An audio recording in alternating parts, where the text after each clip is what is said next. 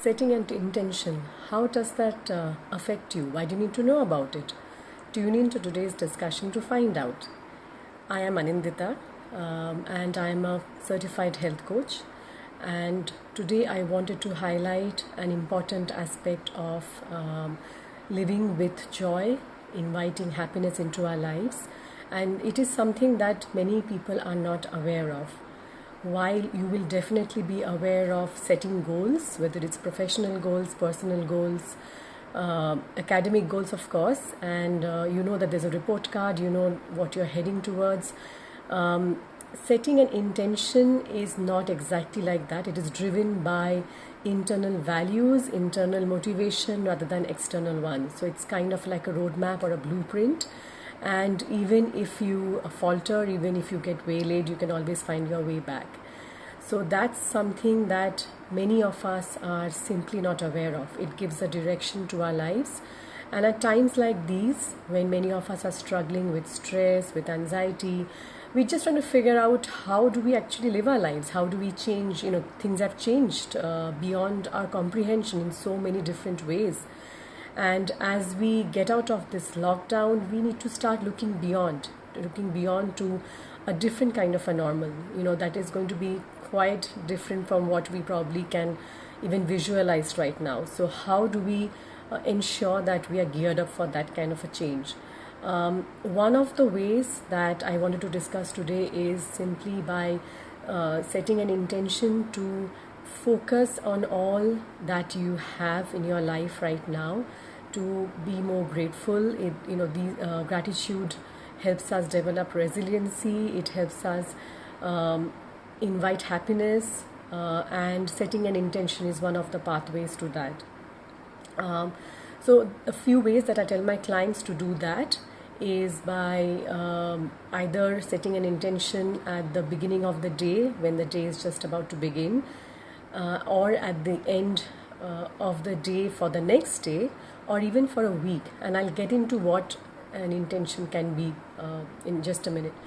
So it's more about the direction that you want to take. It's about things that you want to focus on. So if I were to give you an example of, if you were to look at eating healthy, I know many of us are dealing with weight issues or struggling with putting on weight, as we are sort of using food to comfort us during these times.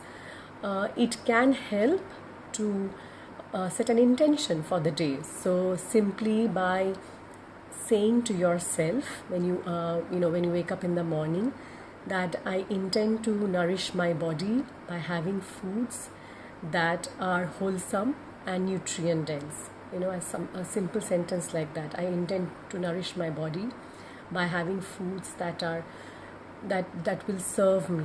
You can use your own words.